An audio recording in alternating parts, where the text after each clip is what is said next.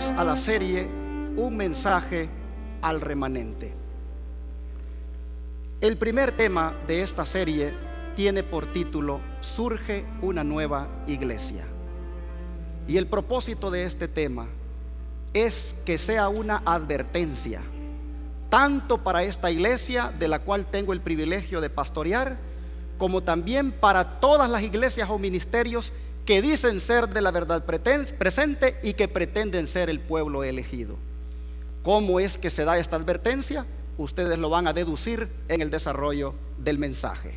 Vamos al libro de Mateo, capítulo 16 y versículo 18.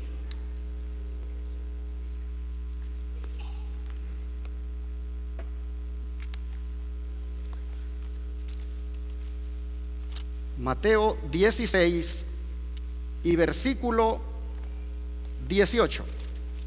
Y yo también te digo que tú eres Pedro, y sobre esta roca edificaré mi iglesia, y las puertas del infierno no prevalecerán contra ella. ¿Qué clase de iglesia es la que Cristo iba a edificar? Una iglesia poderosa, una iglesia que no puede prevalecer el infierno contra ella, una iglesia precisamente fundada por Él, edificada por Él. La pregunta es, ¿por qué si ya existía una iglesia, por qué Él tuvo que fundar otra? Había una iglesia oficialmente establecida, con una conferencia general en Jerusalén, con un buen sistema administrativo, con muy buenos reglamentos. Es más, podría decirse que esta iglesia tenía un buen sentido de misión global, pues de ella está escrito que iba por mar y tierra haciendo prosélitos, aunque Cristo les dijo que cuando lograban encontrar uno, lo convertían 2 veces más en hijo del infierno que ellos mismos. Esta iglesia, a la cual llamaremos la iglesia judía, el Señor Jesús, antes de fundar la suya, buscó salvarla de su colapso definitivo.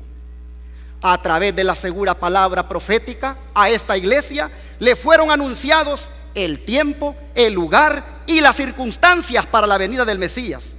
Todo aquel que hubiera deseado de todo corazón la luz y la verdad habría conocido el tiempo de su visitación. Bueno, si aún en el oriente unos magos sinceros lo supieron, y ellos que no tenían ni iglesia ni doctrinas, cuánto más esta iglesia judía, sus miembros tuvieron la oportunidad de conocer aquel tiempo, pero lamentablemente no fue así. Y la sierva de Dios, Ellen White, inspirada por el Espíritu Santo, nos dice por qué fue que no fue así. Leo en El conflicto de los siglos, página 359 a la 360. Describiendo esta sierva cómo estaba esta iglesia, miren ustedes la triste descripción que da. Un ángel desciende a la tierra para ver quiénes están preparados para dar la bienvenida a Jesús, pero no puede discernir señal alguna de expectación. No oye ninguna voz de alabanza ni de triunfo que anuncie que la venida del Mesías es inminente. Parece que esta iglesia, su liderazgo se parece bastante al liderazgo del Israel moderno hoy en día, que quitando la palabra inminente de la creencia sobre la venida del Señor, utilizaron una palabra más ambigua. Este liderazgo de esta iglesia igualmente no veían la venida del Mesías como algo inminente. Sigue diciendo la sierva de Dios: el ángel se ciñó durante un momento sobre la ciudad escogida y sobre el templo donde durante siglos y siglos se manifestara la divina presencia, pero allí también se nota la misma indiferencia. Con pompa y orgullo, los sacerdotes ofrecen sacrificios impuros en el templo. No hay señal de que se espere a Cristo ni preparativos para recibir al príncipe de la vida. Asombrado, el mensajero celestial está a punto de volverse al cielo con la vergonzosa noticia, cuando descubre un grupo de pastores que están cuidando sus rebaños durante la noche y que al contemplar el cielo estrellado meditan en la profecía de un Mesías que debe venir a la tierra y anhelan el advenimiento del Redentor del mundo. Aquí tenemos un grupo de seres humanos preparados para recibir el mensaje celestial. Interesante. El ángel se quedó mirando a la tierra, no vio que hubiera expectativa, no vio que hubiera una emoción por la venida del Señor. El ángel se paró, miró el templo, miró el liderazgo, miró los sacerdotes y encontró la misma indiferencia, y estaba a punto de regresarse para llevar la triste noticia cuando miró allá en el monte unos pastores, gente humilde, que sí habían entendido las profecías y que eso sí anhelaban que el Señor viniera. Estos, dice la sierva de Dios, son los seres humanos preparados para recibir el mensaje celestial. La sierva de Dios sigue diciendo que los ángeles del cielo no descendieron a la escuela de los profetas, ni cantaron sus himnos en el templo o las sinagogas, sino a los seres humanos que eran lo suficientemente humildes como para recibir el mensaje. Cantaron las alegres nuevas del Salvador en la llanura de Belén, mientras los grandes hombres, los dirigentes y los honorables quedaban en tinieblas porque estaban perfectamente satisfechos con su situación y no sentían necesidad de una piedad mayor de la que tenían. Así también ha sido revelado en el matinal Cristo Triunfante, página 80. Sigue diciendo la sierva de Dios: mediante el paganismo, Satanás había apartado de Dios a los hombres durante muchos siglos, pero al pervertir la fe de Israel, había obtenido su mayor triunfo. Deseado de todas las gentes, página 26. Al pervertir la fe de Israel, ¿cómo estaba entonces la fe de la iglesia cuando Cristo vino? Estaba pervertida. Y yo pregunto, ¿puede una iglesia con una fe pervertida cumplir el propósito de Dios en este mundo? Una fe pervertida, hermanos, no es luz y ni puede dar luz.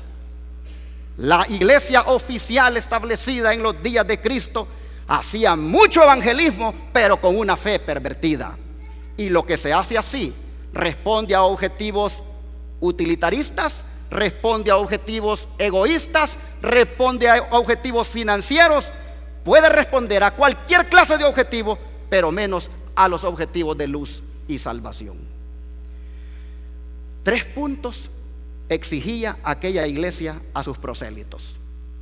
Número 1, que se sometieran a la circuncisión. Número 2, que fueran bautizados por inmersión. Y número 3, que ofrecieran sacrificios. En otras palabras, el equivalente a dar ofrendas en estos tiempos. Pero estos eran ritos externos. ¿Qué del carácter? ¿Qué de la moral? Ellos consideraban prosélitos fieles solamente a aquellos que observaran oficialmente estos requisitos. Es más, se deja ver en aquellas palabras que le dijeron a Jesús cuando había que hacerle un milagro al centurión. Dice el libro de Lucas capítulo 7 versículos 4 y 5. Vamos a buscarlo. Vean ustedes la actitud de liderazgo de esta iglesia que los movía. Lucas 7 versículos 4 y 5. Dice, hablando de los líderes de esta iglesia, los ancianos, dice: vinieron a Jesús y le rogaron con solicitud diciéndole: es digno de que le concedas esto, porque ama a nuestra nación y nos edificó una sinagoga. Estos son los ancianos de la iglesia. Estos son los líderes de la iglesia que consideran fiel al que se rige por los requisitos que ellos han establecido. Y uno de estos, que es el de dar ofrendas, les parece que capacita a alguien como para hacerle un milagro. Tristemente, mis hermanos, así estaba aquella iglesia, con su sacerdocio, con su culto, con sus escuelas, con sus diezmos, con su autoridad y con sus doctrinas, completamente pervertidas. Por lo tanto, está más que justificado el que Jesús fundara su propia iglesia. Dice la palabra de Dios en el libro de Juan, capítulo 1, versículo 11 y 12. A lo suyo vino, y los suyos, ¿qué cosa? No le recibieron. Interesante. Pero sí hubo gente que le recibió. Dice la palabra allí: mas a todos los que le recibieron, a los que creen en su nombre, les dio, ¿qué cosa? Potestad de ser hechos hijos de Dios. ¿Quiénes fueron los que lo recibieron? ¿Quiénes fueron los que creyeron en su nombre? ¿Quiénes fueron los que se les dio potestad de ser hechos hijos de Dios? La mensajera del Señor nos responde lo siguiente. Dice que fueron los que nunca habían estado con los rabinos, los que nunca se habían sentado en las escuelas de los profetas, los que no habían sido miembros del Sanedrín y cuyos corazones no estaban trabados con sus propias ideas. A estos los tomó y los educó para su propia misión. Pero los sacerdotes y gobernantes, los escribas y los fariseos, que declaraban que eran los depositarios del conocimiento, no podían albergar los principios del cristianismo posteriormente enseñado por aquellos discípulos de Cristo. Así está revelado en la Review and Herald de junio 2 de 1896. Tremendo. Los que fueron escogidos, los que tuvieron la potestad de ser hechos hijos de Dios, ¿quiénes fueron? Interesante lo que dice, que fueron los que nunca se habían sentado con los rabinos. ¿Quiénes fueron estos? Bueno, podríamos hacer una lista y colocar allí a Simeón, a Ana, a Zacarías, a Elizabeth, a José, a María, a los pastores y otros que se fueron agregando, como María Magdalena, Simón el leproso, Zaqueo, los 12 y muchos de los que fueron sanados. Y aquí, hermanos, vale la pena mencionar algo. Con una iglesia que comienza a crecer, con una iglesia que va surgiendo,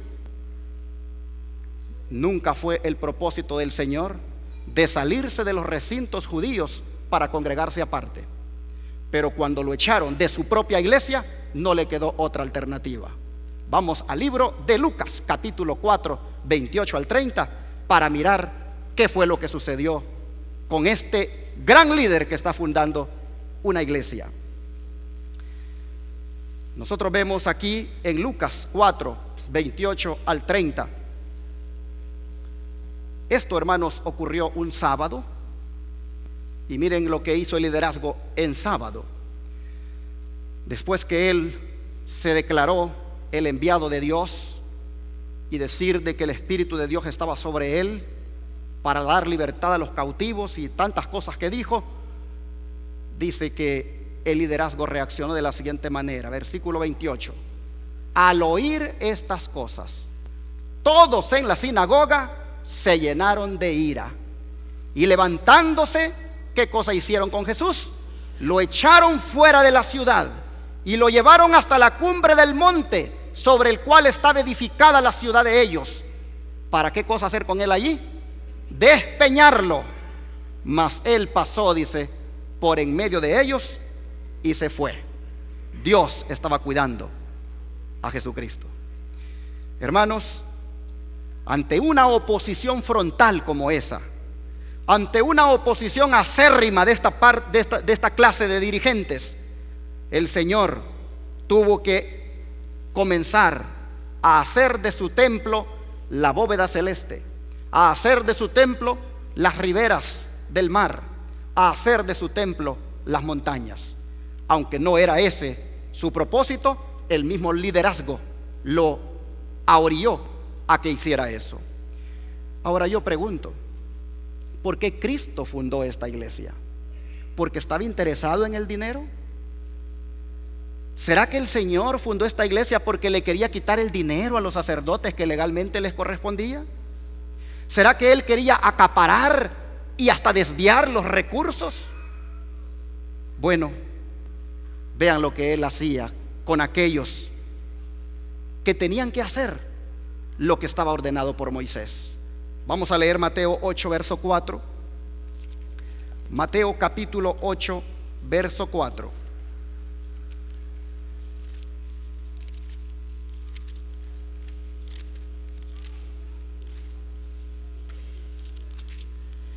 Y en Mateo capítulo 8, verso 4, nosotros encontramos, se los pongo aquí en la pantalla por si desean verlo, encontramos que Jesús, después de haber sanado a alguien, le dijo lo siguiente.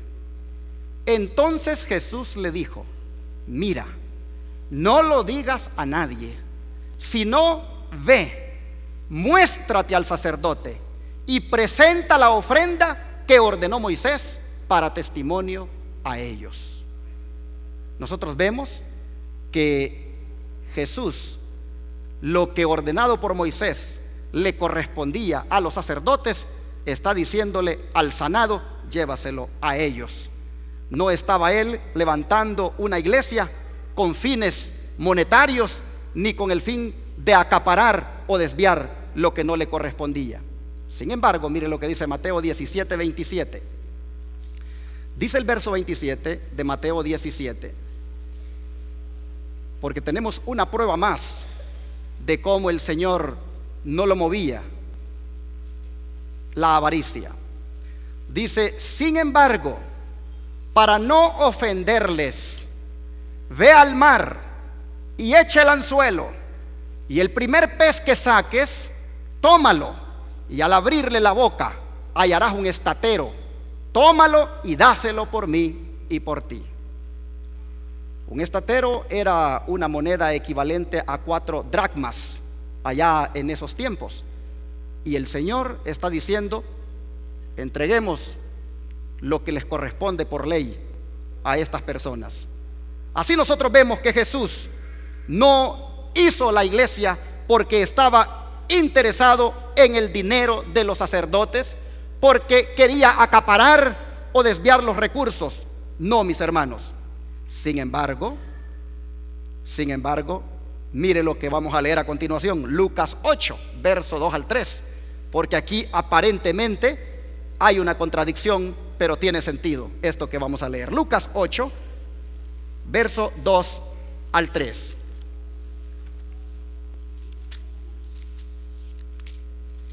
Y aquí encontramos la palabra que dice, y se lo pongo en la pantalla: y algunas mujeres que habían sido sanadas de espíritus malos y de enfermedades, María, que se llamaba Magdalena, de la que habían salido 7 demonios, Juana, mujer de Chuza, intendente de Herodes, y Susana y otras muchas, que le servían ¿de qué cosa? De sus bienes. Le servían de sus bienes. En otras palabras, si bien es cierto, a algunos les decía: lleva al sacerdote lo que le corresponde, saca el estatero y llévalo a quien lo corresponde, también por otro lado percibía recursos de sus seguidores, porque su movimiento, su iglesia, iba a requerir de recursos para llevar adelante la obra, pues estaban dedicados completamente al ministerio él y los apóstoles.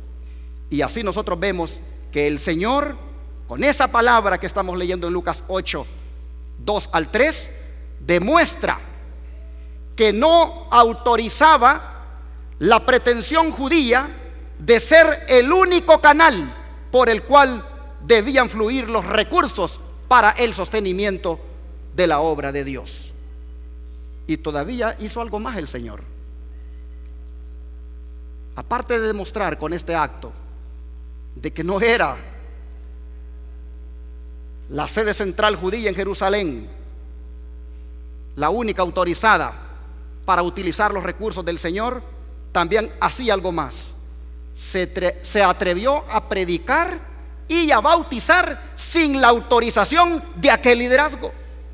Leamos Mateo 21, verso 23. Mateo capítulo 21, verso 23. También aquí lo puede ver en la pantalla si desea. Dice: cuando vino al templo, los principales sacerdotes y los ancianos del pueblo se acercaron a él mientras enseñaba y le dijeron: ¿con qué autoridad haces estas cosas? ¿Y quién te dio esta autoridad? El liderazgo pretendía que solamente podían predicar los autorizados por ellos, y en esta ocasión tenemos a Jesús pasando por alto el liderazgo y enseñando sin la autoridad de ellos. Y algo más hacía.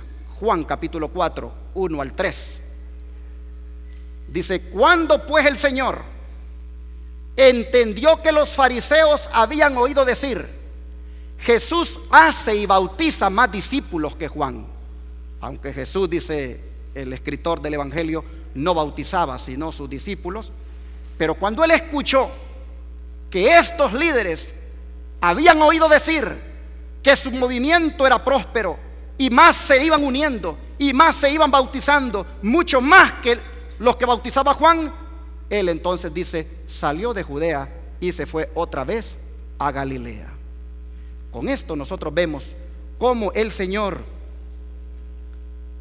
hizo cosas que el liderazgo no aprobaba. Entonces surge la pregunta: ¿qué hizo el liderazgo con un líder de esa naturaleza? ¿Qué hizo el liderazgo con alguien que está levantando un movimiento de esa manera?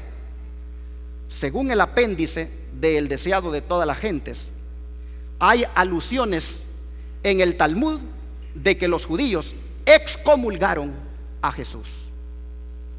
Y hermanos, tristemente eso es lo que hacen los líderes cuando no tienen argumentos frente a la verdad. Y no solamente excomulgan, sino que también llegaron a decir que la obra que Cristo hacía, la hacía por el poder de Belcebú, adjudicándole a Satanás toda la bendición que Dios había mandado. Mis hermanos, dice la sierva de Dios lo siguiente: en las poderosas obras de Cristo había suficiente evidencia para fundamentar la fe, pero a estos hombres no les interesaba la verdad. No podían negar la realidad de las obras de Cristo, pero las ensombrecieron con sus condenaciones. Era imposible negar el poder sobrenatural que se manifestaba en las obras de Cristo, pero este poder, decían ellos, provenía de Satanás. ¿Creían realmente esto? No, pero estaban decididos a que la verdad no afectara sus corazones ni los convirtiera, y llegaron a adjudicar al demonio la obra del Espíritu de Dios. Así está escrito en el Matinal Cristo Triunfante, página 247. Y hermanos, lamentablemente, con esta radiografía de la iglesia judía, nosotros sabemos que tristemente se hundió el barco, y Cristo no tuvo otra alternativa, y su movimiento de reforma proyectado y dirigido a su iglesia, pues dice que a lo suyo vino, lamentablemente al no aceptarlo, quedó ese movimiento, el que él estaba haciendo, fuera de aquella organización judía. Ahora, hermanos, un cambio se aproximaba. Las 70 semanas, cuyo propósito era acabar la prevaricación, expiar la iniquidad y concluir el pecado, esas 70 semanas estaban por expirar y no se habían cumplido tales objetivos en su totalidad. Más bien, miren esto: el pueblo a quien Dios había llamado para ser columna y base de la verdad, se había convertido en representante ¿de quién? De Satanás. Con razón Jesús, allá en el mensaje a las 7 iglesias, en 2 ocasiones se refiere a ellos como la iglesia, como la sinagoga de Satanás. Esta iglesia, tristemente, hacía la obra que el diablo quería que hiciera, y seguía una conducta que representaba falsamente el carácter de Dios. Los mismos sacerdotes que servían en el templo habían perdido de vista el significado del servicio que cumplían. Habían dejado de mirar más allá del símbolo a lo que significaba. Al presentar las ofrendas de los sacrificios, eran como actores de una pieza de teatro. Los ritos que Dios mismo había ordenado eran trocados en medio de cegar la mente y endurecer el corazón. Dios no podía hacer ya más nada para el hombre por medio de ellos. Todo el sistema debía ser como desechado. Deseado de todas las gentes, página 27. Todo el sistema debía ser desechado.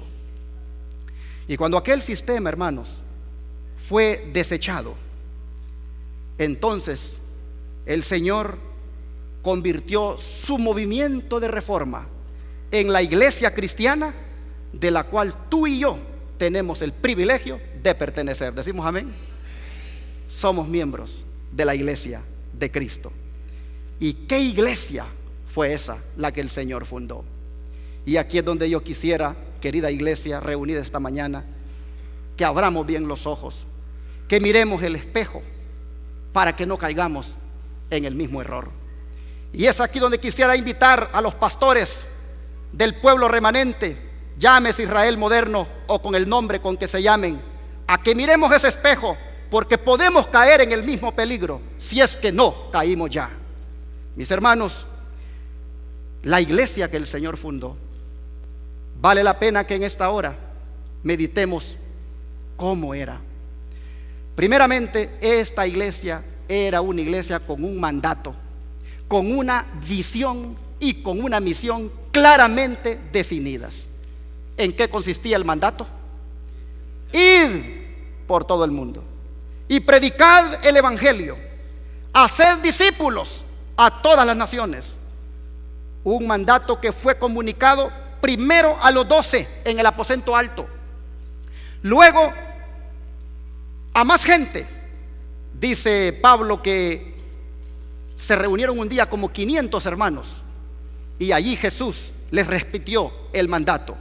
Les fue repetida la promesa y la misión de que todos los que creyeran debían ser reunidos en una iglesia, la cual tenía claro como cristal lo siguiente. Miren, en el mandato, recuerden el mandato: vayan por todo el mundo, hagan discípulos a todas las naciones. A esta sierva le fue revelado, en el mandato dirigido a sus discípulos, Cristo no solo esbozó su obra, sino que les dio su mensaje. Enseñad al pueblo, dijo, que guarden todas las cosas que os he mandado. Los discípulos habían de enseñar lo que Cristo había enseñado. Esto excluye la enseñanza humana. No hay lugar para la tradición, para las teorías y conclusiones humanas, ni para la legislación eclesiástica.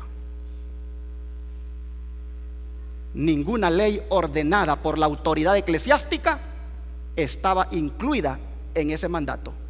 Ninguna de estas cosas han de enseñar los siervos de Cristo. La ley y los profetas, con el relato de sus propias palabras y acciones, son el tesoro confiado a los discípulos para ser dado al mundo. El nombre de Cristo es su consigna, su señal de distinción, su vínculo de unión, la autoridad de su conducta y la fuente de su éxito.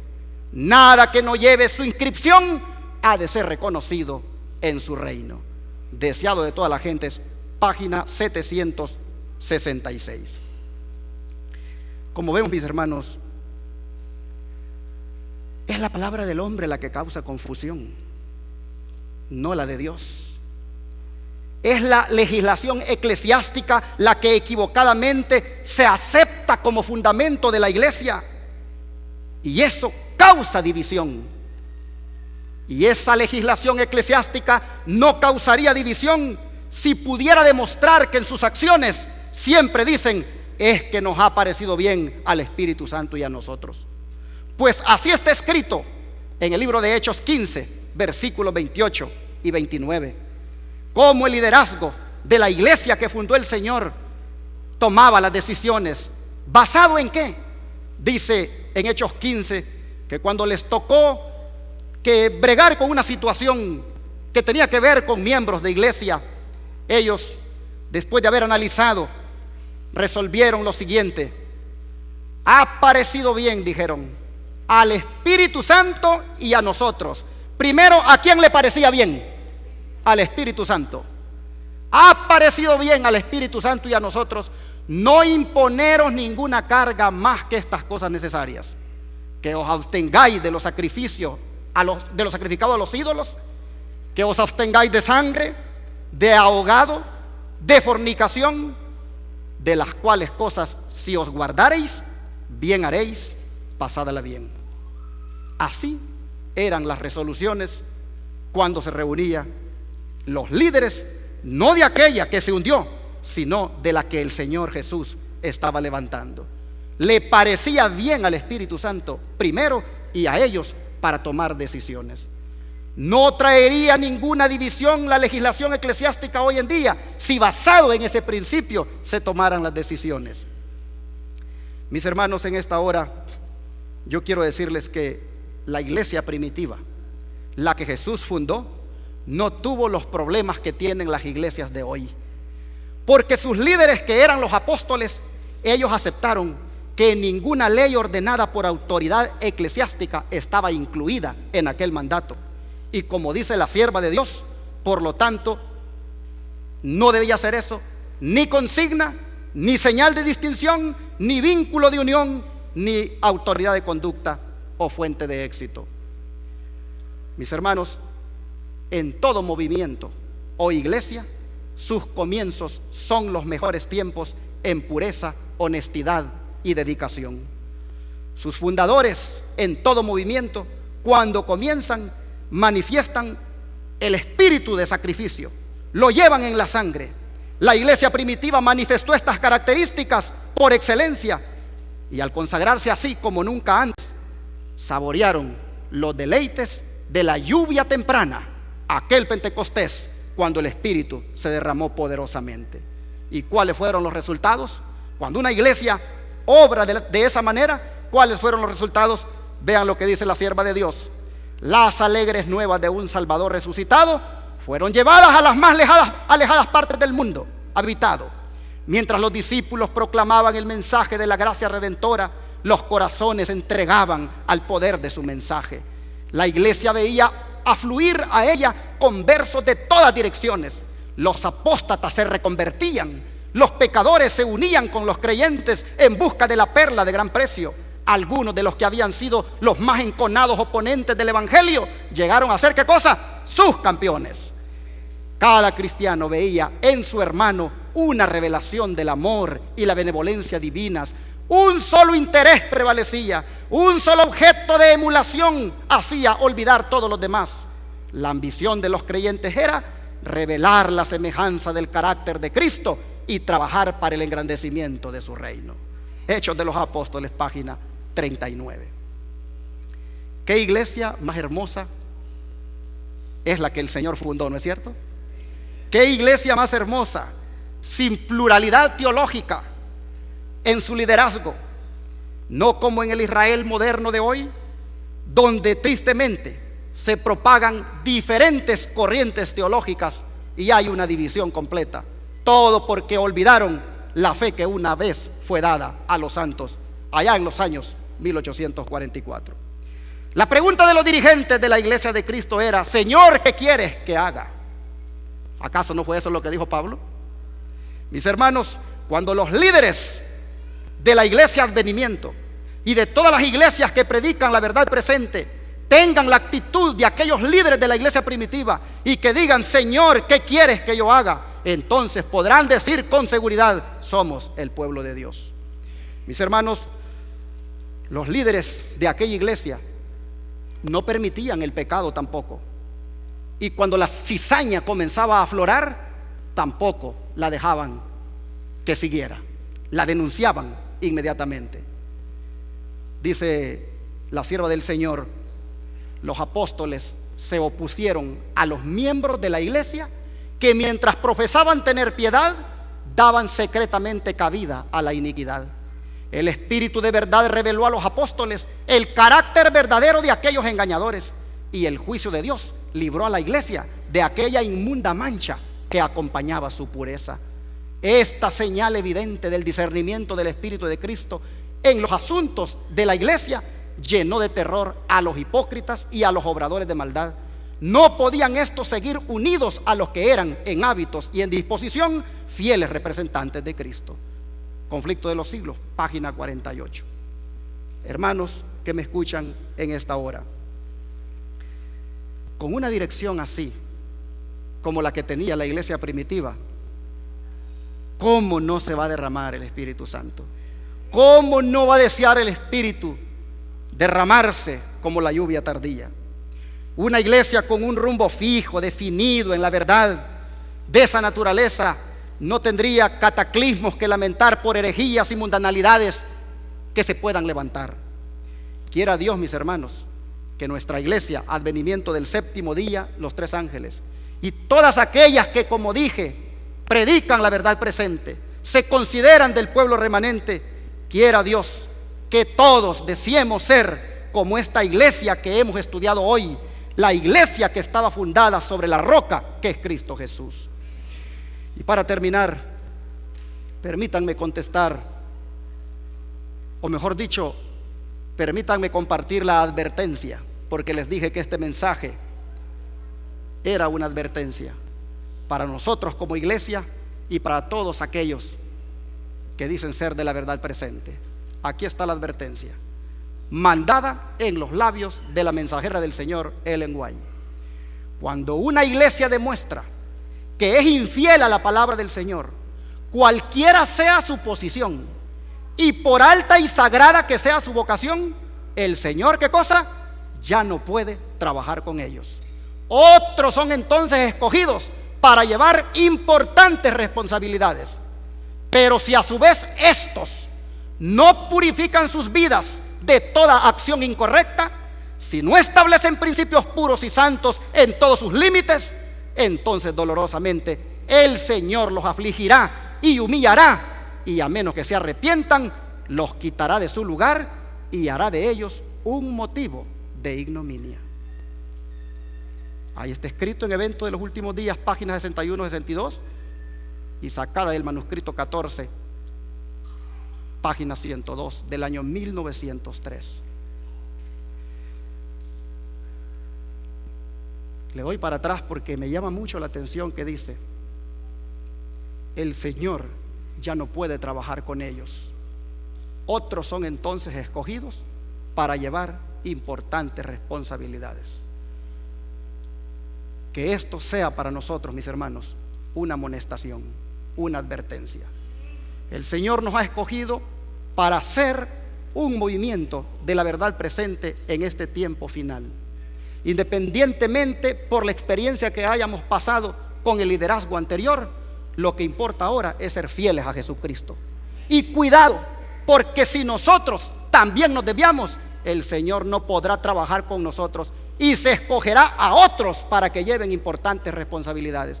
Cuán importante es, mis hermanos, que nosotros no perdamos el enfoque, no perdamos la misión y pongamos bien los pies en la tierra, y que seamos gente siempre sencilla y humilde, siendo guiada por el Espíritu Santo.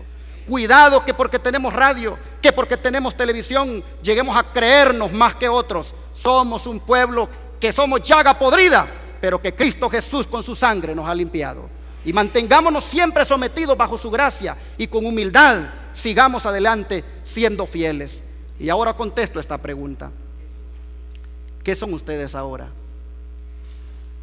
No sé si a ustedes les habrán hecho esta pregunta, pero es una pregunta que ronda en el ambiente.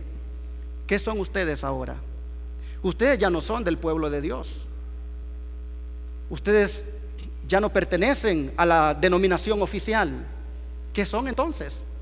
Bueno, que conteste Pablo y que Pablo diga qué somos nosotros ahora. Vamos a Efesios capítulo 2, versículo 19 al 21. Aquí está lo que somos nosotros ahora. Así que ya no sois extranjeros ni advenedizos, sino que somos, ¿qué cosa? Conciudadanos de los santos y miembros no de la familia de una iglesia en la tierra, somos miembros de la familia de Dios. Y estamos edificados sobre el fundamento de los apóstoles y profetas, siendo la principal piedra del ángulo Jesucristo mismo, en quien todo el edificio bien coordinado va creciendo para ser un templo santo en el Señor. Eso es lo que somos. No somos extranjeros ni advenedizos. Un advenedizo es un intruso que llega a ocupar una posición para la cual no está calificado. Pero Pablo dice, nosotros no somos eso, no somos extranjeros, somos, dice Pablo, conciudadanos de los santos, miembros de la familia de Dios. ¿Estamos contentos con ser eso? Esa es la mejor identidad que podemos tener. Eso es de lo cual deberíamos de sentirnos satisfechos, ser de la familia de Dios. Una iglesia edificada sobre el fundamento de los apóstoles y profetas, basándose en la principal piedra del ángulo, Jesucristo mismo. Hermanos, nosotros somos ese edificio que va creciendo hasta ser un templo santo en el Señor. Y como dijo el apóstol Pedro en 1 Pedro 2, verso 5, vosotros también, dice él, como piedras vivas, sed edificados como casa espiritual y sacerdocio santo, para ofrecer sacrificios espirituales aceptables a Dios por medio de Jesucristo. El Señor quiere en esta mañana que nosotros seamos piedras vivas, enganchadas en la principal piedra del ángulo, que es Jesucristo. Si usted no está enganchado en la principal piedra del ángulo, usted podrá ser piedra muerta en esta iglesia. Pero el mandato del Señor en esta mañana es que usted se convierta en piedra viva. En esta hora yo quisiera preguntar, ¿cuántos quisieran ser de la familia de Dios? ¿Cuántos quisieran ser de la iglesia que Jesucristo fundó? ¿Cuántos quisieran ser piedra viva enganchada en la principal piedra del ángulo que se llama Jesucristo? ¿Cuántos quisieran? Dios les bendiga y que este mensaje nos afirme en lo que estamos haciendo, y sin oír voces de hombres, oigamos la voz de Dios y sigamos adelante.